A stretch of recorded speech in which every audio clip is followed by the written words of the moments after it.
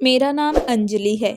मैंने एक बेटे को जन्म दिया तो मेरे पति प्रशांत ने मेरे मुंह पर एक जोरदार थप्पड़ मार दिया और मुझ पर यह इल्ज़ाम लगाकर मुझे तलाक दे दी कि मेरे बेटे की शक्ल बिल्कुल घर के नौकर जैसी लगती है। मैं उनके सामने हाथ जोड़कर रोती रही, बिलखती रही, उनके आगे गिड़गिड़ाती रही कि वो मुझे घर से ना निकाले, लेकिन फिर भी उन्होंने मुझे घर से निकाल दिया और फिर मैं बेसहारा हो गई।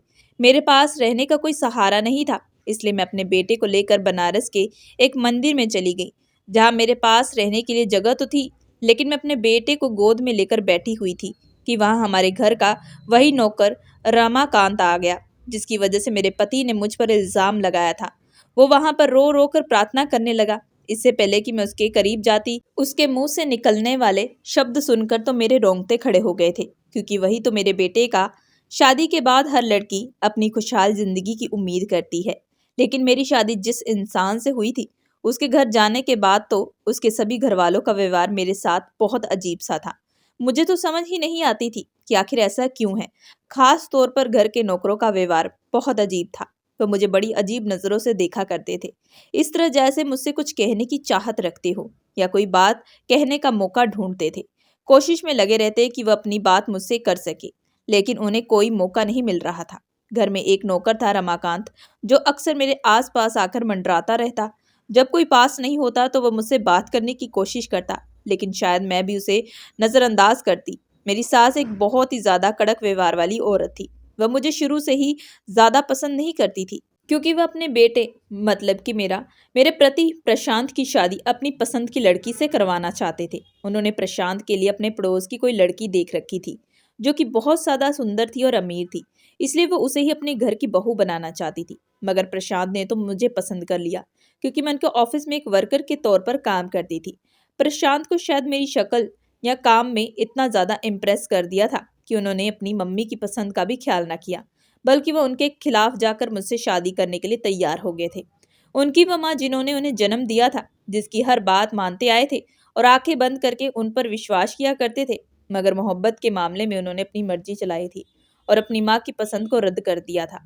उन्होंने अपनी माँ का एक भी ना सुनी, जबकि मेरी सास ने उनसे बहुत मना किया कि तुम्हारी शादी इस लड़की के साथ नहीं हो सकती। और शायद मेरी सास को इस बात का सबसे ज्यादा दुख था, इसलिए वह अपना ये दुख मुझ पर निकालती रहती थी। जब भी प्रशांत ऑफिस में होते तो वह उनके पीछे मुझे ताने देने में कोई कसर न छोड़ती। हर तरह से मुझे जलील किया करती, कहती कि तुम जैसी गरीब लड़की ज़्यादा देर में इस घर में नहीं टिक पाएगी, क्योंकि तुम मुझे बिल्कुल भी पसंद नहीं हो। इस घर में तो मेरे बेटे को पत्नी बनकर वही रहेगी जो मुझे पसंद होगी। देखना तुम्हारा तो मैं पत्ता बहुत जल्दी साफ कर दूंगी। मैं तुम्हारे साथ कुछ ऐसा करूंगी कि तुम सारी जिंदगी की याद रखोगी। मेरे बेटे की आंखों पर तो अभी तुम्हारी मोहब्बत की पट्टी बंधी हुई है, मगर जल्द ही वह उतर जाएगी और वह अपने हाथों से तुम्हें इस घर से निकालेगा। मैं अपनी सास की बातों पर अक्सर परेशान हो जाती, क्योंकि वह हमेशा मुझे डराने वाली बातें किया करती थी। अब मैं ये तो नहीं जानती थी कि वह सच में मेरे साथ ऐसा करने वाली है या सिर्फ मुझे डराया करती थी। मैं हमेशा खामोश रहती। कभी मैंने अपनी सास की कोई भी शिकायत अपने पति से नहीं लगाई थी, क्योंकि वह पहले ही अपने काम में बहुत बिजी रहते थे और घर आकर बुरी तरह से थक जाते थे। मैं नहीं चाहती थी कि मैं अपने पति के दिल में अपने लिए कोई भी बुदगुमानी पैदा करूं। फिलहाल तो मैं सब बर्दाश्त करती रही और वक्त इसी तरीके से गुजरता गया। प्रशांत ज़्यादातर अपने ऑफिस में बिजी रहते। जब वह घर वापस आते तो मैं उनके लिए खाना बनाकर तैयार रखती और वह फिर खाना खाने के बाद चाय पिया करते थे। मैं उनके किसी भी काम में कोई भी कमी नहीं आने देती थी और ना ही देर करती थी। मैं चाहती थी कि मैं अपनी तरफ से प्रशांत को किसी भी तरह की कोई शिकायत का मौका ना दूं। जब भी मेरी सास मेरे खिलाफ उनके कान भरती तो वह अपनी मम्मी के सामने अक्सर खामोश रहते। वह मेरी तरफ देखकर सिर्फ हल्का सा मुस्कुरा देते थे और उनकी मुस्कुराहट मेरे दिल की थकान थकान उतार दिया करती थी। मेरे लिए काफ़ी होता था। भला मुझे और क्या चाहिए कि मेरा पति मेरी तरफ से खुश है और उनके दिल में कभी भी मेरे बारे में कोई गलत बात पैदा नहीं हुई थी। मगर मेरी सास हर समय न जाने उनके कान में धीरे धीरे क्या खुसर पुसर करती रहती, जिसे वह खामोशी से सुनते रहते, लेकिन उन्होंने कभी भी मुझसे कुछ नहीं कहा। मुझे लगा कि शायद मेरी सास का व्यवहार धीरे धीरे मेरे साथ अच्छा हो जाएगा, क्योंकि अभी हमारी शादी को ज़्यादा समय नहीं हुआ था। वक्त गुजरने के साथ साथ वह मुझे स्वीकार कर लेंगी और वह इस बात को भी स्वीकार कर लेंगी कि उनके बेटे की पसंद इतनी बुरी नहीं है। मगर शायद यह मेरी गलतफहमी थी, क्योंकि मेरी नाक के नीचे वह एक ऐसा खेल रचने जा रही थी जिसका अंदाजा मुझे तब हुआ था जब पानी सर से ऊपर जा चुका था। वैसे तो इस घर में पैसों की कोई कमी नहीं थी, बल्कि किसी चीज़ की कोई कमी नहीं थी। मेरे पति का बिजनेस बहुत अच्छा चल रहा था। वो एक कामयाब इंसान थे, मगर अजीब बात तो यह थी कि इस घर में सिर्फ एक ही नौकर था, रमाकांत, जो बहुत ज़्यादा खामोश रहने वाला और नरम व्यवहार करने वाला इंसान। वह कभी भी किसी से शिकायत नहीं करता और सारा दिन गधों की तरह इस घर में काम करता रहता। ड्राइविंग भी किया करता। किचन का काम तो शादी के बाद मैंने ही संभाल लिया था, और मैंने कभी किसी से कोई शिकायत नहीं की कि इस घर में आने के बाद मुझे इतना सारा काम क्यों दिया जा रहा है, क्योंकि मेरे आने से पहले तो यहाँ पर नौकर काम करते थे। लेकिन मुझे घर के काम करने से कोई एतराज़ नहीं था, क्योंकि मैं एक मिडिल क्लास फैमिली से संबंध रखती थी। काम करना मेरी फितरत में ही था, मेरी आदत थी। मुझे काम करने से कोई प्रॉब्लम नहीं थी, मगर असली प्रॉब्लम मुझे इस घर के माहौल से थी, मेरे सास के व्यवहार से थी और उस नौकर के अजीबो गरीब नज़रों से थी। ऐसा नहीं था कि इस नौकर की नज़रों में कोई हवस थी या फिर कोई गलत मतलब छुपा हुआ था, बल्कि उसकी नज़रों में कोई सीक्रेट मैसेज छुपा होता, जिसे मैं पढ़ नहीं सकती थी। मैंने बार बार कोशिश की थी कि उसके साथ बात करूं, आखिर जान सकूं कि वह क्या कहना क्या चाहता है, मगर वह मेरी बात सुनते इधर उधर हो जाता और कहता कि भाभी जी, मुझे कोई ज़रूरी काम याद आ गया, मैं अभी आता हूँ। ना जाने वह इतना डरा हुआ क्यों रहता। मैंने अक्सर नोट किया कि जैसे उसे सैलरी भी नहीं मिलती थी, मगर फिर भी वह सारा दिन बिना बात करके घर के सारे काम करता रहता। मेरी सास का व्यवहार उसके साथ बहुत बुरा रहता। अगर उससे थोड़ी सी भी गलती हो जाती तो वो उसे बुरी तरह से डांट लगाया करती। ये सब देखकर मेरा दिल बुरी तरह से भर जाता। और आखिर वह तो एक इंसान ही था ना। इंसान से तो गलतियां होती रहती हैं, मगर मेरी सास किसी भी गलती को माफ़ नहीं करती। ना जाने वह कैसे पत्थर दिल की औरत थी।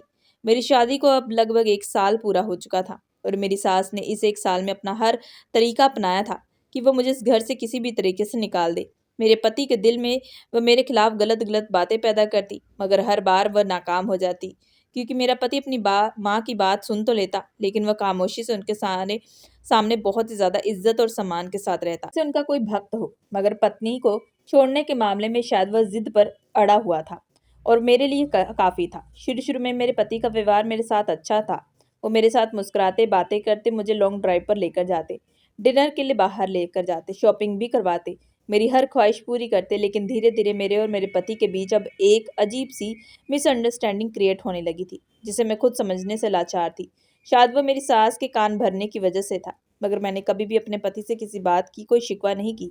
मैं टिपिकल वाइफ की तरह बिल्कुल भी नहीं थी, बल्कि मैं सब्र और समझदारी से अपने दिन गुजार रही थी, और हर दिन खुद को यही तसल्ली देती रहती कि एक ना एक दिन सब कुछ ठीक हो जाएगा। मेरी सास की धमकियां हर दूसरे तीसरे दिन बढ़ती जा रही थी, और मैं ऊपर वाले से सिर्फ प्रार्थना करती कि मेरी अगर गोद भर जाएगी तो शायद इस घर में मेरे कदम मजबूत हो जाएंगे। इसलिए मैं ऊपर वाले से हर समय माँ बनने की प्रार्थना करती।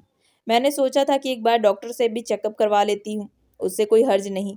मैंने इस बारे में अपने पति से बात की तो उससे कहा, तो मैं आखिर किस बात की जल्दी हो रही है, जब ऊपर वाले ने संतान देनी होगी तो दे देगा, तुम इतनी परेशान क्यों होती हो। जब प्रशांत ने मना कर दिया तो मैंने सोचा कि मैं रमाकांत के साथ डॉक्टर से चेकअप करवाने के लिए चली जाती हूँ, जो हमारे घर का ड्राइवर भी था, और मुझसे तो गाड़ी चलानी भी नहीं आती थी। इसलिए एक दिन मैं तैयार होकर बाहर आई और रमाकांत से कहा कि मुझे डॉक्टर के क्लिनिक पर जाना है, तुम जरा गाड़ी चला निकालो और मुझे ले चलो। मेरी बात पर वह जैसे एकदम बौखला गया। ऐसा लग रहा था जैसे उसके होश ही उड़ गए। कहने लगा, भाभी जी, आपको डॉक्टर के यहाँ क्या करने जाना है, सब ठीक तो है ना। उसके इस सवाल पर मुझे थोड़ी हैरानी हुई, क्योंकि आज तक उसने मुझसे कोई सवाल जवाब नहीं किया था। मुझे मार्केट जाना होता या ग्रोसरी करनी होती, मैं उसी के साथ जाया करती, मगर उसने कभी मुझसे कोई सवाल नहीं किया था, बस खामोशी से मेरे साथ चला जाता। लेकिन आज तो उसने सवाल करके मुझे हैरान कर दिया। मैंने खुद को नॉर्मल जाहिर करते हुए कहा कि मुझे डॉक्टर से अपना चेकअप करवाने के लिए जाना है, तुम गाड़ी निकालो, ज़्यादा सवाल मत करो। मगर वह ढीठ बनकर खड़ा रहा, जैसे उसे जवाब चाहिए। मुझे हैरानी का एक जोर झटका लगा। वह कहने लगा कि भाभी जी, आप डॉक्टर के पास इलाज के लिए जा रही हैं ना, भगवान के लिए मत जाए, आप अपने आप को किसी मुसीबत में मत डालिए। मैंने कहा कि बकवास बंद करो अपनी, ये क्या फालतू की बातें कर रहे हो, डॉक्टर के पास जाना भी कोई पाप है क्या। वो कहने लगा कि जब ऊपर वाले के को आपकी गोद भरनी होगी तो भर देगा, आप फिक्र क्यों करती हैं भाभी जी, आप अपनी लाइफ एंजॉय कीजिए ना। उसकी बात सुनकर तो मैं हैरानी को एक गहरे समुद्र में डूब गई। उसकी इतनी जरूरत कि उसने मुझसे इतनी बड़ी बात इतने मामूली शब्दों में कर दी। आखिर था तो वो इस घर का नौकर ही, शायद मेरी सास इस पर सख्ती करके बिल्कुल ठीक करती। मैंने उसे घूरते हुए कहा कि जितना कहा है उतना किया करो। वो अब खामोश हो गया। मैं गाड़ी में बैठ गई थी। वो थोड़ी देर परेशानी की कंडीशन में खड़ा रहा और फिर गाड़ी चलाने लगा, क्योंकि उसे लगा कि शायद वो कुछ और बात करेगा तो मैं उसकी शिकायत अपनी सास से लगा दूंगी। वो सारे रास्ते खामोशी से गाड़ी चलाता रहा। क्लिनिक पहुंचने के बाद मैं गाड़ी से उतरी तो वह कहने लगा, कि भाभी जी एक बार फिर से सोच लीजिए, मेरी बात मान लीजिए, अपनी ज़िंदगी को मुश्किल मत बनाइए। अब फिर से मुझे हैरानी हुई और मेरी ये हैरानी गुस्से में बदल चुकी थी। मैंने कहा कि तुम्हारी तबीयत तो ठीक है ना? मैं घर जाकर सेट करूँगी। अभी मैं क्लिनिक के वापस आ रही हूँ। मैं क्लिनिक के अंदर चली गई थी और डॉक्टर को चेकअप करवाया तो डॉक्टर ने मुझे तसल्ली दी और कहा कि आप फिक्र मत कीजिए, सब कुछ ठीक हो जाएगा, सब कुछ नॉर्मल है।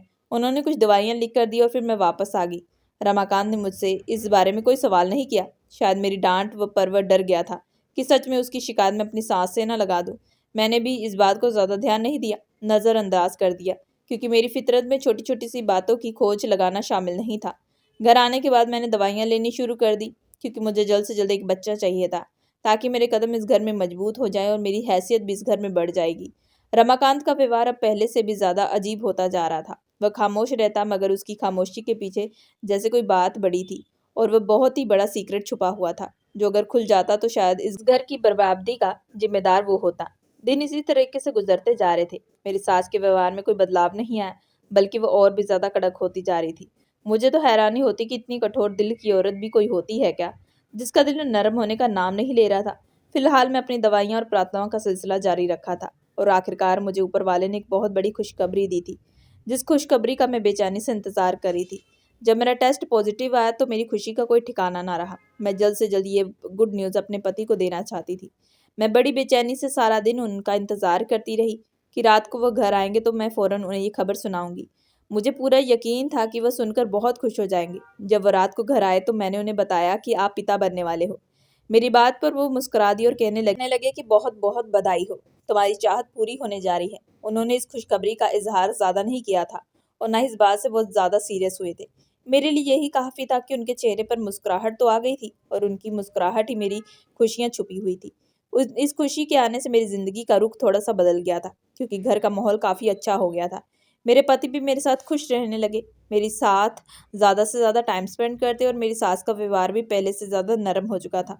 उन्हें बस अपने पोते के आने का इंतज़ार था। मुझे इस अचानक बदलाव पर बहुत ज़्यादा खुशी और हैरानी का झटका लगा था। आखिर वह एक औरत थी और अब फाइनली उनका दिल नरम हो गया था।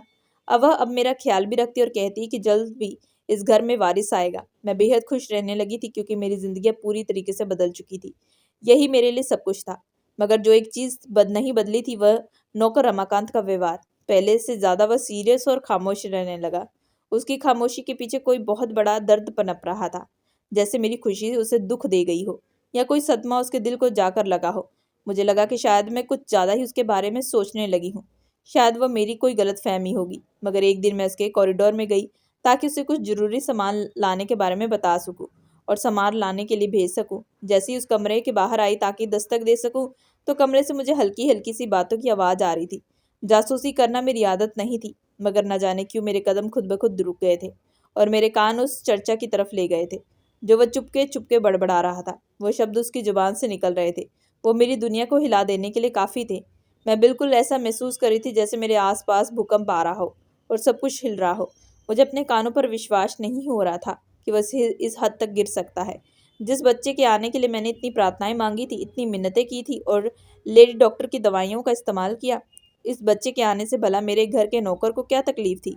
क्योंकि वो ऊपर वाले से प्रार्थना कर रहा था कि हे भगवान, भाभी जी का बच्चा खत्म हो जाए और वह कभी माँ ना बन सके। ये शब्द थे या फिर पिघला हुआ शीशा? मुझे अपने कानों पर विश्वास न आया। मैं चुपचाप वहीं से पलट गई। मैंने उससे कोई लड़ाई झगड़ा तो नहीं किया, ना ही मेरी उसके साथ कोई पुरानी दुश्मनी थी, क्योंकि घर के नौकर से भला क्या मुंह लगना था। मगर अब कानों से सब सुनने के बाद मैंने उसके साथ सावधानी बरतनी शुरू कर दी और फासले रखने भी शुरू कर दिए थे। अब अगर मुझे कहीं जाना होता तो मैं रिक्शा या टैक्सी कर लेती, लेकिन उसे कभी ना कहती कि वह मुझे कहीं लेकर चले।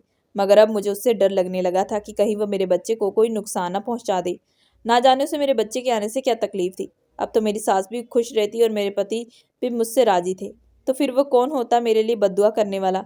दिन गुजरते जा रहे थे, मेरी हालत पहले से ज़्यादा चिड़चिड़ी और ख़राब होने लगी। मगर इस दौरान मेरे पति और मेरी सास ने मेरी पूरी तरीके से ख्याल रखा। फिलहाल मेरी डिलीवरी का टाइम करीब आ रहा था। मेरी गोद में एक नन्हा सा मेहमान आने वाला था और फिर वह समय भी आ रहा था जब मेरी ज़िंदगी में उजाला हो जाएगा। यह उजाला मेरे लिए एक ढाल बनने वाला था। मेरी उम्मीदें बंध गई थी कि अब मेरी सास की साजिशें खत्म हो जाएगी, मेरी पति की गलतफहमियां दूर हो जाएंगी और हमारा रिश्ता कभी नहीं टूटेगा और हमेशा हमेशा के लिए मजबूत हो जाएगा। क्योंकि मेरी सास और मेरे पति के व्यवहार में इतनी ज़्यादा लचक सिर्फ बच्चे के जन्म से ही मुमकिन हो सकती थी। लेकिन मैं ये नहीं जानती थी कि ये खुशी दरअसल एक आने वाले भयानक तूफान की शुरुआत थी। एक ऐसा तूफान जिसकी बुनियाद शक और साजिश पर रखी जा चुकी थी और जिसका अंधापन उस नौकर रमाकांत की मासूम शक्ल बनने वाली थी। मेरी तबीयत बिगड़ी तो मेरे पति चेकअप के लिए मुझे अस्पताल ले जाते। डॉक्टर बताते कि तुम्हारा बच्चा सेहतमंद है, तो मुझे सुकून मिल जाता। मैंने सोचा था कि मेरा बच्चा इस घर में खुशकिस्मती लेकर आएगा, मगर वहाँ मेरे इंतजार में एक ऐसा थप्पड़ था जिसकी गूंज मेरे वजूद को हमेशा के लिए तोड़ने वाली थी। वक्त तेजी से अपनी रफ्तार के साथ गुजर रहा था। मुझे जल्द से जल्द अपनी प्रेगनेंसी छुपाने की भरपूर कोशिश करनी थी, ताकि रमाकांत को मेरे बेटे के जन्म की डेट का बिल्कुल भी आइडिया ना हो सके। बेटे के जन्म से पहले मैं बहुत डरी हुई थी। रमाकांत की बद्दुआ और उसकी खामोशी नफरत मुझे डर लगने लगा था। मेरे शरीर में एक मासूम वजूद था और मुझे डर था कि कहीं वह मुझसे कोई नुकसान ना पहुंचा दे। अब मैं उसे छुटकारा पाने का कोई मौका नहीं देना चाहती थी। जब भी मैं उसे देखती तो पहले से ज़्यादा सीरियस खामोश नजर आता। उसकी खामोशी की गहराई में कोई दर्द पनप रहा था, जो मेरी खुशी को देकर और बढ़ जाता। मेरी सास का व्यवहार अजीब था। वैसे तो वह मेरा बहुत ख्याल रखती, मगर उनकी मुस्कुराहट में किसी जीत के एक्सप्रेशन छुपे होते, जैसे वह किसी खेल की जीत चुकी हो।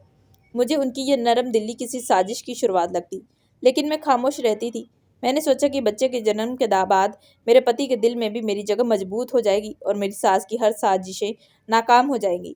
फिलहाल वह लम्हा भी आ गया। मुझे दर्द होना शुरू हो गया तो मेरे पति अपने ऑफिस में थे। मैंने अपनी सास को खबर दी कि मेरी तबीयत बिगड़ रही है, तो उन्होंने फौरन प्रशांत को कॉल करके घर बुला लिया। घर के ड्राइवर रमाकांत को भी गाड़ी निकालने का हुक्म दिया गया था। जब मैं अस्पताल जाने के लिए गाड़ी में बैठी तो मुझे बहुत ज़्यादा दर्द हो रहा था, और जब अस्पताल के बिस्तर पर मुझे पहुंचाया गया तो मेरी सास की बातों और अपने पति के सफ़ेद चेहरे के बारे में सोच रही थी। आखिरकार मेरा बेटा इस दुनिया में आ गया था। अपने बेटे की पहली चीख सुनकर तो मेरा सारा दर्द खत्म हो गया। मैंने उसे देखा तो वो बहुत प्यारा था। मेरा दिल जान उस पर कुर्बान हो गया था।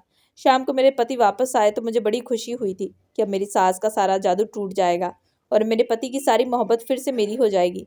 मेरे पति कमरे के अंदर आए और मैंने उनके सामने अपने बेटे को पेश किया और कहा कि प्रशांत, ये देखिए, ये हमारा बेटा है। ये ऊपर वाले की तरफ से हम दोनों के लिए सबसे बड़ा तोहफा है। मेरी आवाज़ खुशी से कांप रही थी। प्रशांत ने बेटे को गोद में लिया और मैंने अपने दिल की धड़कनों को तेज होते महसूस किया। लेकिन मेरी खुशी सिर्फ कुछ सेकंड की थी। एक ऐसा जैसा कोई मेहमान हो। प्रशांत अपने ही बच्चे को बेहद देखकर ध्यान से देख रहे थे। मेरी नज़रें भी उनके चेहरे पर टिकी हुई थी, ताकि उनके चेहरे के एक्सप्रेशन देख सकूं। जाहिर है कि पिता बनने की खुशी हर एक पति को होती है, और वही खुशी अपने पति के चेहरे पर देखना चाहती थी। खास तौर पर जब बेटा पैदा होता है तो पिता को गर्व महसूस होता है। उनकी आंखों में मान होता है और अपनी पत्नी की इज्जत और बढ़ जाती है।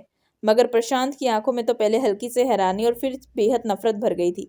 उनके चेहरे का रंग उड़ गया और उनका चेहरा गुस्से से लाल हो गया। उन्होंने गुस्से में कहा, ये क्या है अंजना? उनकी आवाज़ में तूफान था। क्या हुआ प्रशांत? उन्होंने बच्चे को नफरत से देखा और मुझसे कहने लगे कि ऐसा नहीं हो सकता, बिल्कुल भी नहीं हो सकता अंजना। ये तुम्हारा और मेरा बेटा कभी नहीं हो सकता। क्या तुमने इसे देखा नहीं? अपने पति की इस तरह की अजीबोगरीब बात पर मैं कंफ्यूज होकर रह गई। मैंने कहा कि आप क्या कह रहे हो? क्या ये कोई मजाक चल रहा है? ये आपका बेटा है, मैंने हल्के फुल्के अंदाज में कहा, मगर उनकी आंखों में तो जैसे शोले बरस रहे थे। वह अभी मुझे देख रहे थे तो कभी अपने बेटे की शक्ल को देख रहे थे। मुझे कुछ अजीब होने का एहसास बड़ी बेचैनी से हो रहा था, जैसे कुछ बहुत बुरा होने वाला है। और फिर उनकी जुबान से निकलने वाले शब्दों ने मुझे हैरान करके रख दिया। मेरे सर पर एक जोरदार बिजली सी गिरी। मेरे पति का कहना था कि इस बच्चे की शक्ल हमारे घर के नौकर रमाकांत से बहुत ज़्यादा मिलती है। बिल्कुल उसके जैसी ही नाक, वही रंगत और शक्ल भी बिल्कुल उसके जैसा ही। इसका मतलब मम्मी ने बिल्कुल ठीक कहा था कि तुमने मेरे साथ गद्दारी की है। जैसे ही उन्होंने ये शब्द कहे तो मुझे विश्वास हो गया था कि ये मेरी सास की साजिश थी। उन्होंने मेरे पति के दिमाग में शक का बीज पहले से ही बो दिया था, और आज बच्चे की शक्ल को इस साजिश का हथियार बनाकर इस्तेमाल किया गया था। मैंने अपने पति से कहा कि प्रशांत, आप ये क्या बकवास कर रहे हैं? आप मुझ पर बहुत बड़ा आरोप लगा रहे हैं। प्लीज़ भगवान से डरिए। मैं आपकी पत्नी हूँ। मैंने आपके घर के लिए इतना कुछ सहा है। यह मेरा बेटा है, यह हम दोनों का बच्चा है। मेरी आंखों से आंसू बहने लगे थे, लेकिन वह तो मेरी कोई भी बात सुनने को तैयार नहीं था। उनके दिमाग पर शक का पर्दा पूरी तरीके से पड़ चुका था। उन्होंने गुस्से भरी नज़रों से मुझे देखा और मेरे गाल पर एक जोरदार थप्पड़ मार दिया। उनकी इस हरकत से मेरे पूरे शरीर में सदमे की लहर दौड़ गई थी। उन्होंने कहा कि तुमने मेरी इज्जत मिट्टी में मिला दी। तुम जैसी औरत मेरे घर में रहने के काबिल नहीं हो। मेरी मम्मी बिल्कुल ठीक कहती थी, लेकिन कभी मैंने उनकी बात पर विश्वास नहीं किया। शायद मैं ही अंधा था जो तुम पर भरोसा करता रहा और उनकी बातों को नज़रअंदाज करता रहा। तुम्हारी मोहब्बत में मुझे कुछ नज़र ही नहीं आया था, मगर अब आगे मैं कुछ और बर्दाश्त नहीं कर सकता। मैं तुम्हें डाइवोर्स देता हूँ। मैं जल्द ही तुम्हें डाइवोर्स देकर अपने घर से निकाल दूंगा। मैं तुम्हारे साथ कोई संबंध नहीं रखना चाहता और ना ही तुम्हें अपने घर में रखना चाहता हूँ। उन्होंने मुझे धोखा दिया और बच्चे को मेरे हाथ में थमा दिया और कहने लगे कि निकलो यहाँ से तुम और तुम्हारा ये नाजायज़ बच्चा, दोबारा मुझे कभी शक्ल मत दिखाना। मैं उनकी बात पर बिल्कुल दंग रह गई थी, जैसे मेरे शरीर से जान निकल गई थी। उन्होंने एक झटके से मुझसे अपने सारे संबंध खत्म कर दिए और मुझे अपने बारे में किसी सफाई का मौका भी नहीं दिया। आज तो मेरे लिए ये कोशिश सबसे बड़ा दिन था, जो एक दर्दनाक हकीकत में बदल चुका था। वह वहां से निकल गया और वहां पर मैं रोती हुई अपने बेटे को गले से लगाकर अस्पताल के किसी कमरे से निकली। मेरे शरीर का हर हिस्सा दर्द से चिल्ला रहा था। मेरा दिल बुरी तरीके से दुख चुका था, मगर मेरे कानों में सिर्फ रमाकांत की वही प्रार्थनाएं गूंज रही थी।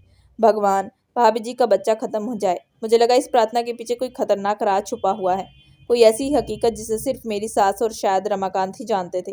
प्रशांत के गूंजते हुए तलाक की आवाज़ और मेरे गाल पर लगे हुए जुल्म के निशान ने मेरे शरीर को तोड़कर रख दिया था। मैं अभी सदमे से निकली भी नहीं थी कि मेरे कानों में मेरी सास की जली कटी बातें पड़ने लगी। वो मेरे पति से कह रही थी कि बेटा, मैंने कहा था ना, ये लड़की इस घर में आएगी, आग लगाएगी। आज मेरी बात सच हो गई। देखो, इस चरित्रहीन लड़की ने अपना रंग दिखा दिया। कहती है कि बच्चा तुम्हारा है, जबकि बच्चे का रंग, उसकी शक्ल बिल्कुल रमाकांत की तरह है। हे भगवान मेरे बेटे, तुम आंखें खोलो और देखो कि तुम्हारे साथ कितना बड़ा धोखा हुआ है। तुम्हारी इज्जत इस लड़की ने मिट्टी में मिला दी है, जिस पर तुम सबसे ज्यादा भरोसा करते थे। मेरी सास के चेहरे पर हवस से ज्यादा जीत भरी मुस्कुराहट थी। वह मेरी बेइज्जती का जश्न मना रही थी। उनकी बातों ने मेरे पति के शक को और भी ज्यादा पक्के विश्वास में बदल दिया था। वह मेरी तरफ एक वैश्य दरिंद्र की तरफ बढ़ रहे थे। उनकी आंखों में नफरत के सिवा कुछ भी नहीं था।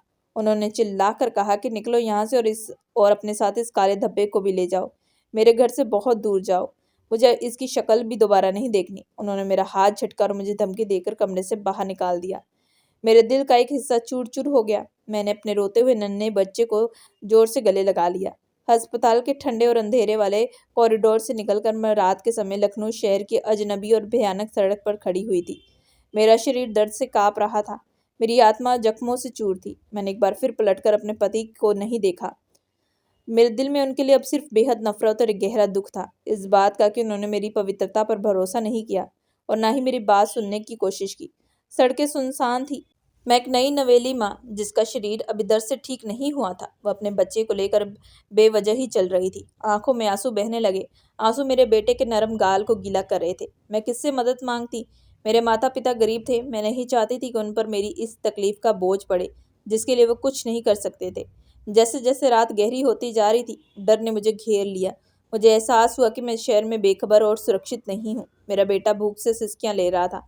मैंने एक पुरानी और गंदी सी चादर जमीन पर बिछाकर एक टूटी हुई दुकान के सामने बैठ गई और मेरे पेट में दर्द की मरोड़ उठ रही थी।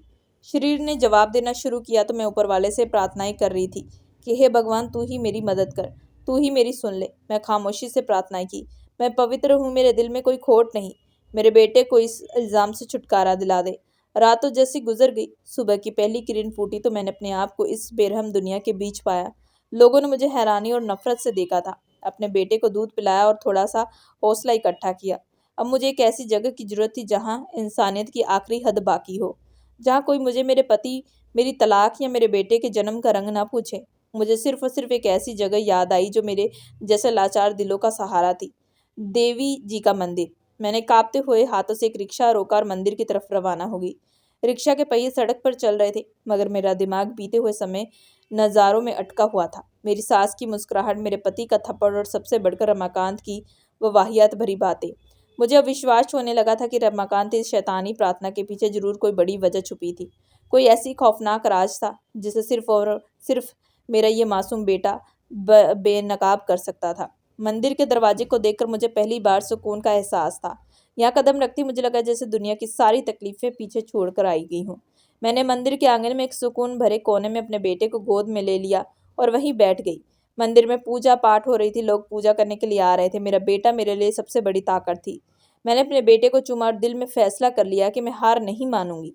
मंदिर के आंगन में सारा दिन मैं अपने बेटे को लेकर बैठी रही। मंदिर की छत पर एक छोटा सा कमरा भी बना हुआ था। पंडित जी ने देखा कि मैं एक लाचार और एक बेबस माँ हूँ, तो उन्होंने मुझे रहने के लिए छत पर बना हुआ वो छोटा सा कमरा दे दिया, जहाँ पर एक पुरानी सी चारपाई और कुछ इस्तेमाल के बर्तन पड़े थे। मैं अपने बेटे के साथ उस कमरे में रहने लगी। मेरा हर दिन तकलीफ के साथ गुजरा था। मैं दिन के समय मंदिर की सीढ़ियों पर बैठ जाती। लोग वहां पर खाना बांटते तो मैं भी खा लेती। मैं इन बेशुमार टूटे हुए दिल के बीच बैठी होती, जो मेरी इस तरह भूख और शरीर की थकान से बेजान हो चुके थे। मगर मेरे बेटे अंशु का चेहरा देखकर मेरे अंदर की जज्बाती आंख नहीं बूझती थी। मेरी आंखें यहाँ पर हर आने वाले जाने के चेहरे पर टिकी रहती, हर भीड़ में अपने पति की बेरहमी और अपनी सास की साजिश की परछाई तलाश करती। मगर जिस वजूद का डर मुझे सबसे ज्यादा था वह था रमाकांत। मेरे दिल में एक चाहत थी कि उसके पास जाऊं और मैं उसकी आंखों में देखकर उससे पूछ सकूं कि उसने मुझ पर वह इल्जाम क्यों लगवाया। मेरी प्रार्थना का क्या मतलब था। मैं एक शाम अपने बेटे को लेकर मंदिर के अंदर वाले हिस्से में बैठी थी जब मेरी नज़र मंदिर के बड़े दरवाजे से आने वाले एक काटते हुए वजूद पर पड़ी। मेरा दिल एक जोरदार झटके के साथ धड़का था। मेरे हाथ कांपने लगे। यह रमाकांत था। उसके कपड़े मैले कुचले, उसका चेहरा मिट्टी से भरा हुआ और उसकी आंखों में घरवाली लाचारी से ज्यादा एक दशनात वीरान थी। वो लोगों की भीड़ से कट कर एक पेड़ के नीचे जहां अंधेरा था वहां जाकर बैठ गया। मुझे लगा कि वह मेरा पीछा करता हुआ यहाँ तक आया है। शायद मेरी सास ने उसे मेरी बर्बादी की देखभाल करने के लिए भेजा हो। मैंने अपने बेटे को फौरन अपने गले से छुपा लिया, मगर मेरे कदम मुझे उसकी तरफ खींचने लगे। मुझे अपने अंदर एक बेहद जज्बाती एहसास महसूस हुआ कि इस समय मेरे दर्द और उसकी खामोशी के बीच छिपे हुए राज का पर्दा हटाया जाए। मैं उसके करीब पहुंची, मगर मैं उसके मुंह से निकलने वाले शब्द सुनकर हक्का बक्का सी रह गई। वह सिर्फ रो नहीं रहा था, बल्कि सिसकियां भी ले रहा था, और उसके होठों से वही शब्द निकल रहे थे जो मैंने उसके कॉरिडोर में छुप कर सुने थे। मगर आज उसकी प्रार्थना दर्द की शिद्दत से बहुत ज्यादा आगे बढ़ चुकी थी। वो रो रहा था और प्रार्थना कर रहा था कि हे भगवान, तू जानता तो है ये बच्चा खत्म हो जाना चाहिए था, या फिर मैं आपसे बार बार प्रार्थना करता कि भाभी जी को इस मुसीबत से बचा लेना। उनका बच्चा, वह बच्चा मेरे भाई का है। हे भगवान, इस हकीकत को हमेशा के लिए दफन कर देना। मैं ये नहीं देख सकता कि भाभी जी पर इल्ज़ाम लगाया जाए, मगर हकीकत तो कुछ और ही थी, और भाभी जी को मैं उस समय सब कुछ बता सकता था, मगर मैं कुछ ना कर सका। काश वह इस तरह बेइज्जत ना होती। हे भगवान, मुझे माफ़ कर देना, मुझसे बहुत बड़ा पाप हो गया। मैं ये सारा बोझ नहीं उठा सकता। वो इतना कह रहा था और फूट फूट कर रो रहा था। उसके शब्द, खास तौर पर उसका बच्चा, मेरा भाई, इन शब्दों ने मेरे दिमाग को खामोश कर दिया। मेरा खून जम गया था, मेरे रोंगटे खड़े हो गए। ये क्या कह रहा है मेरा बच्चा उसके भाई का? मतलब क्या है? उसने मेरी सास के साथ मिलकर ये खौफनाक नाटक रचाया था? क्या मेरे और प्रशांत के बीच गलतफहमी पैदा करने की कोशिश की? यह भी शामिल था। गुस्से और बेहद जज्बाती झटके से मेरी सांसें, थकावट और मेरा सारा दर्द उड़ गया था। मेरे हाथ खुद ब खुद आगे बढ़े और मैंने उसके मैले कुचले कपड़ों का गिरबान झटके से पकड़ लिया। रमाकांत, मेरी आवाज़ तेज निकली थी। मैं उसे झिझोर कर बोली, ये तुम क्या बकवास कर रहे हो? मेरा बच्चा तुम्हारा क्या क्या कहना चाहते हो? क्या मतलब है तुम्हारी इन सब बातों का? मुझे देखकर वह दंग रह गया और फटी फटी नजरों से मुझे देखने लगा। मैंने आगे कहा, क्या कहना चाहते थे तुम? क्या फिर से मेरी सास के साथ मिलकर एक नए नाटक की तैयारी कर रहे हो? मेरे बच्चे की शक्ल तुमसे मिलती है, तो क्या तुम दोनों ने मेरी इज्जत को बर्बाद करने की कोशिश की थी? बताओ रमाकांत, कौन सी हकीकत है? वो आज मुझे सब कुछ जानना है। क्या तुम मुझे किसी मुसीबत से बचाना चाहते थे या मुसीबत में डालना चाहते थे? बोलो, वरना मैं तुम्हें आज जान से मार दूंगी। रमाकांत ने मेरे गुस्से को इस तरह से बेकाबू होते देखा तो उसकी आंखों में मौत का डर और शर्मिंदगी थी। जब उसने मुझे पहचाना तो उसके मुंह से दबी हुई चीख निकली। वो फौरन उठा और घुटनों के टेक मेरे कदमों में गिर गया। उसने मंदिर की तरफ देखा और फिर मेरी तरफ देखकर कहने लगा, भाभी जी, आप यहाँ? उसकी आवाज़ कांप रही थी। मैंने कहा, हाँ, मैं यहाँ, घटिया इंसान। इस हाल में मैं सिर्फ तुम्हारी बद्दुआ की वजह से हूँ और तुम्हारे इल्ज़ाम की वजह से हूँ। आज मुझे बताओ, कि मुझे सब कुछ बताओ कि ऐसी कौन सी हकीकत है जो मैं नहीं जानती। मेरा बेटा तुम्हारे तुम्हारे बेटा कैसे हैं? क्या तुमने मेरे पति के साथ मेरी इज्जत का सौदा किया था? मैं गुस्से से पागल हो चुकी थी और उसके कपड़ों से पकड़ कर खींच रही थी। मंदिर में मौजूद आसपास के लोग भी हैरान देख रहे थे, मगर वे इस समय में किसी चीज़ की परवाह नहीं कर रही थी। मेरा मकसद सिर्फ इस छुपे हुए राज को जानना था जो मेरी और मेरे बेटे की जिंदगी को बर्बाद कर चुका था। रमाकांत ने बेबसी से अपना चेहरा आसमान की तरफ उठाया और जैसे ऊपर वाले से मदद मांग रहा हो। उसकी आंखों में आंसुओं का समंदर बहने लगा। उसने अपने गाल से निकलने वाले सिसकते हुए शब्दों को दबाते हुए कहा कि भाभी जी, भगवान के लिए खामोश हो जाएं। मेरे साथ अकेले में चली, मैं आपको सब कुछ बता देता हूँ। मैं सच में आज आपको पूरी हकीकत बताऊंगा। उसने आगे भी कुछ कहने की कोशिश की थी, मगर उसकी आवाज़ डर और दर्द से घुट कर रह गई थी। शायद वो डर रहा था या इस समय मुझसे किसी खतरनाक हकीकत को छुपा रहा था। मैंने एक नज़र अपने बेटे को देखा और एक गहरा सांस लिया। मुझे सच जानना था, चाहे वह कितना भी कड़वा क्यों ना था। मैंने रमाकांत का गिरबान छोड़ दिया और उसे वहां से आगे बढ़ने का इशारा किया और कहा कि मेरे पीछे आओ। मैंने अपने बेटे को गले से लगा लिया और रमाकांत को मंदिर के पीछे वाले रास्ते पर ले गई। वह कांपते हुए कदमों से चल रहा था और फिर रोते हुए मेरे पैरों पर गिर गया। मेरा गुस्सा बहुत बड़ा हुआ था, मगर उसकी आंखों की बेबसी ने मुझे एक बार फिर से ठहरने पर मजबूर कर दिया। मैंने कहा, रमाकांत, अब सच सच बताओ, मेरे बेटे का तुम्हारे साथ क्या रिश्ता है और तुमने क्यों प्रार्थना की थी कि वह इस दुनिया में ना आए? मैंने अपनी आवाज़ को मजबूती में काबू रखते हुए सवाल किया था। रमाकांत ने अपने चेहरे पर बैठते हुए आंसुओं को मिट्टी से साफ किया। उसका सर अभी भी शर्म और डर से झुका हुआ था। उसने गले से एक घूंट उतारते हुए बात शुरू की कि भाभी जी, भगवान की कसम, मैंने आप पर कभी भी बुरी नज़र नहीं डाली। मैं सच कहता हूँ, आपका बच्चा भैया जी का ही है। मगर मेरी और आपकी बेइज्जती बेइज्जती इसलिए हुई क्योंकि प्रशांत भैया जी और मैं सौतेला भाई है। इसे एक शब्द ने मुझे हिलाकर रख दिया था। मैंने हैरानी से उसे देखा। मैंने कहा कि ये तुम क्या कह रहे हो? तो फिर उसने कहा कि मैं सच कह रहा हूँ भाभी जी। मेरे पिता जो प्रशांत भैया के पिता थे, उन्होंने मेरी सगी माँ की मौत के बाद प्रशांत भैया की माँ से शादी कर ली थी। मेरे पिता के मरने के बाद उनकी माँ ने मेरा हर एक हक छीन लिया था और मुझे उसी घर में नौकर बनाकर रख लिया। प्रशांत भैया को आज तक इस बात का पता नहीं है कि मैं उनका भाई हूँ। मेरे दिल में मौजूद अपनी सास की नफरत की गांठ अब खुल चुकी थी। उनका कड़क व्यवहार, उनके ताने, ये सब उनकी खौफनाक राज को छुपाने के लिए था। उनके बेटे प्रशांत को पता न चल पाए कि उसका एक भाई इसी घर में जलील हो रहा है। मैंने कहा, फिर तुम क्यों चुप रहे? तुमने कभी प्रशांत को सच क्यों नहीं बताया? मेरे शब्द अब गुस्से के बजाय अफसोस से भर गए थे। उन्होंने कहा कि भाभी जी, वो औरत मुझे जान से मारने की धमकी देती थी। अगर मैंने प्रशांत भैया को ये बात बताई तो वो मेरे खिलाफ झूठे मुकदमे बनाएगी। बहुत ही चालाक औरत है और वह जानती थी कि प्रशांत भैया अपनी माँ की बात पर विश्वास कर लेगा। मुझे मजबूरी में खामोशी की नौकरी करनी पड़ी। रमाकांत ने रोते हुए आगे कहा, अब जब आपका बेटा पैदा हुआ तो मैं समझ गया था कि तूफान आने वाला है। मैंने बेचैनी से पूछा, कैसा तूफान? रमाकांत ने अपने सीने पर हाथ रखा और कहने लगा, भाभी जी, मेरे पिता की रंगत मुझसे ज्यादा मिलती थी और प्रशांत अपनी माँ का बेटा था और उनकी रंगत पर गया था। प्रशांत की रंगत साफ थी, लेकिन अब जब आपका बेटा पैदा हुआ तो उसका रंग और शक्ल मुझसे मिलती है। तो ये सबूत है कि प्रशांत और मैं एक ही पिता का खून है। यह बात उस औरत के लिए खतरा बन गई थी। वह नहीं चाहती थी कि बच्चे के चेहरे की पहचान से पता लग पाए प्रशांत को ये बात सोचने पर मजबूर करे और मेरा और उसका कोई रिश्ता है। इसलिए उन्होंने फौरन ये इल्ज़ाम लगाया कि आपका मेरे साथ नाजायज़ संबंध है। उन्होंने ऐसा इसलिए किया था कि हम दोनों का पत्ता एक ही साथ साफ हो जाए। वो आपको घर से निकाल दे और मुझे बेइज्जत करके अपने भाई होने के हक से भी तरसा दे।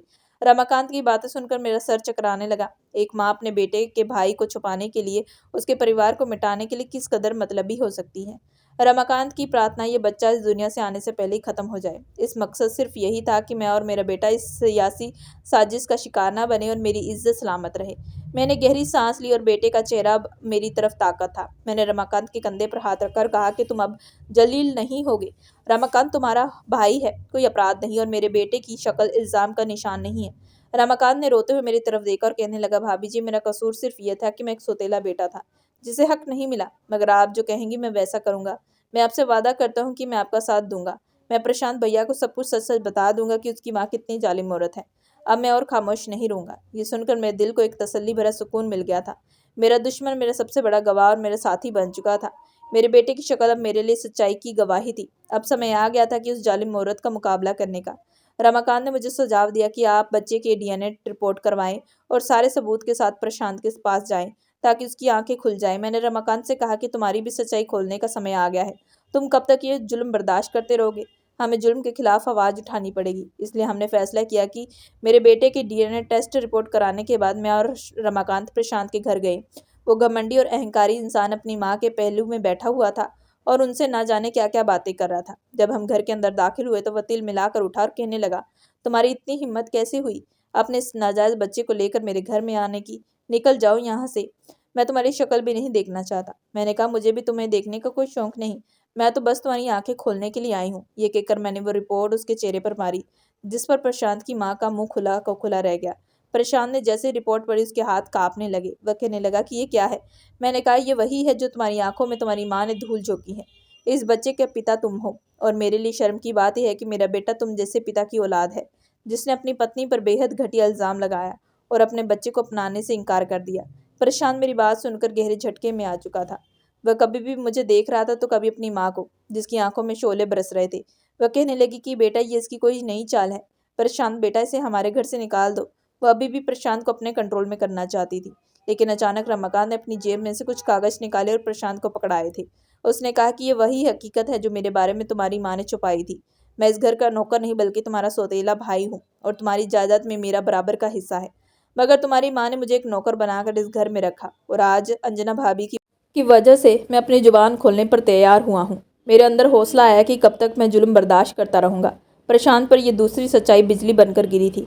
वह बेयकीनी सी नज़रों से अपनी माँ को देख रहा था। फिर उसने कहा कि माँ, आपने मुझे इतना बड़ा धोखा क्यों दिया? मेरी ज़िंदगी बर्बाद कर दी और मेरे भाई की हकीकत मुझसे छुपाई। प्रशांत की माँ गुस्से में भड़क पड़ी। वह कहने लगी, ये सब कुछ मैंने तुम्हारी भलाई के लिए किया है। ना तो ये लड़की तुम्हारे काबिल है और ना ही तुम्हारा भाई कहलाने के लायक है। इसकी शक्ल देखो, अपनी शक्ल देखो, तुम लाखों में एक हो।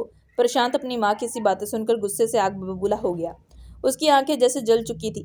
अपनी माँ पर अंधविश्वास करके उसने अपना घर बर्बाद कर लिया था और अपने बेटे को भी नाजायज कहकर अपनी पत्नी को घर से निकाल दिया था। अब वह सड़क पर बैठ गया था। उसकी माँ ने उसे बदगुमान करने की कोशिश की थी, मगर उसने उनका हाथ झटक दिया और कहने लगा कि आप बेहद घटिया औरत हैं। आपने तो मुझे भी नहीं बख्शा, मेरा सुकून बर्बाद कर दिया। मैं प्रशांत का चेहरा देखकर अफसोस करने लगी थी कि वह एक मर्द था जो कानों का बेहद कच्चा था और अपनी माँ की बातों में अगर अपना घर उजाड़ बैठा था। वह उठाकर मेरे सामने हाथ जोड़कर बैठ गया, कहने लगा, प्लीज़ अंजना, मुझे माफ़ कर दो। बस एक बार मुझे मौका दे दो। मैंने सिर्फ तुमसे तलाक का कहा है। तलाक के कागज़ तैयार करवा कर तुम्हें तलाक नहीं दी। मैं सब कुछ ठीक कर दूंगा और अपने भाई को भी एक्सेप्ट कर लूंगा। मैंने गुस्से से उसकी तरफ देखा और कहा कि तुमने मुझे घर से निकालते हुए, तलाक की बात कहते हुए भी ये नहीं सोचा कि मैं कहाँ जाऊंगी इस छोटे से बच्चे को लेकर जो तुम्हारा अपना खून है। मगर अब मैंने मुश्किल समय काट लिया है। अब कुछ नहीं हो सकता। मैं तो बस तुम्हारी आंखें खोलने के लिए आई हूँ और अब मैं हमेशा के लिए तुम्हारी ज़िंदगी से जा रही हूँ। मेरा पीछा मत करना। मैं इतना कहकर अपने बेटे को उठाकर बाहर की तरफ चलने लगी थी। रमाकांत भी मेरे पीछे आया था। कहने लगा कि भाभी, आप कहीं नहीं जाएंगी। आपको कहीं जाने की जरूरत नहीं है। मैं और आप इसी घर में रहेंगे। ये बच्चा प्रशांत का है और इस बात का आपके पास सबूत है। इस हिसाब से ये बच्चा भी अब इस घर का हिस्सा है। मैं नहीं चाहता कि जिस तरह मैं सारी ज़िंदगी अपने हक से वीरान रहा हूँ, उस तरह ये मासूम बच्चा भी अपने हक से वीरान रहे। ये भी इस घर का, परिवार का खून है। तभी मेरे पति प्रशांत भागता हुआ आया और मेरे पैरों पर गिड़गिड़ा कर रोने लगा। कहने लगा, प्लीज़ संजना, मुझे माफ़ कर दो। रमाकांत बिल्कुल ठीक कह रहा है। हमारे बच्चे को प्लीज़ लावारिस मत करो। तुम मुझसे नाराज़ हो, मुझसे नाराज़ रहो, लेकिन मेरे बेटे को दर दर भटकने पर मजबूर मत करो। मैं जानता हूँ मुझसे गलती हुई है, लेकिन मैं अपनी गलती को सुधारना चाहता हूँ। मेरे पति का कहना था कि हमारी ज़िंदगी बर्बाद करने वाली औरत मेरी माँ है ना, तो मैं इस औरत के साथ नहीं रहूँगा। मैं तुम्हारे साथ अलग घर में जाऊँगा। हम दोनों अलग घर में खुशी खुशी रहेंगे। प्रशांत की बातें सुनकर मुझे विश्वास नहीं आ रहा था कि वह अपनी माँ से अलग होने की बात कह रहे थे और मुझे अपनाने की बात कह रहे थे। वैसे भी कानूनी तौर पर हमारी तलाक नहीं हुई थी, इसलिए हम दोनों का रिश्ता अभी भी कायम था। अब हम दोनों के रिश्ते में मजबूती आ जानी थी, क्योंकि अब मेरे साथ वह अलग होने वाले थे। और इस तरह मेरे पति ने उस घर को छोड़ दिया जिसमें मेरी सास रहती थी और अपने छोटे भाई को भी ले लिया। हम सब लोग एक किराए के घर में रहते हैं और बहुत खुश हैं। एक परिवार की अच्छी जिंदगी गुजार रहे हैं। रमाकांत भी हमारे साथ रहता है। सुना है कि मेरी सास की बहुत हालत खराब है। अकेले रहने की वजह से उन्हें काफ़ी सारी बीमारियों ने घेर लिया। अब अपनी तन्हाई और अपने गम में निढाल है। मुझे ये सुनकर दुख नहीं होता, क्योंकि एक ऐसी औरत का अंजाम ऐसा ही होना चाहिए। अब मैं और मेरा बेटा, मेरा पति और रमाकांत, हम सब एक साथ रह रहे हैं। एक अच्छी खुशहाल जिंदगी गुजारने लगे हैं, क्योंकि प्रशांत पूरी तरीके से बदल गए हैं और अब मेरा बहुत ख्याल रखते। खैर, किराए के छोटे घर में हमारी नई जिंदगी की शुरुआत हुई। प्रशांत, मैं और मेरा बेटा रमाकांत, हम सब एक नए मजबूत रिश्ते की डोर में बंध चुके थे। प्रशांत सचमुच बदल गए थे। अपनी पुरानी गलती का बोझ उतार कर एक जिम्मेदार पति और पिता बनने की कोशिश कर रहे थे। तो दोस्तों, ये थी आज की कहानी कि अंजना ने ये फैसला लेकर सही किया या गलत। आप लोग जरूर कमेंट करके बताएं। अगर आप लोगों को ये कहानी पसंद आई हो तो प्लीज़ हमारे चैनल को लाइक और सब्सक्राइब जरूर करें एंड बेल आइकन का बटन जरूर दबाएं।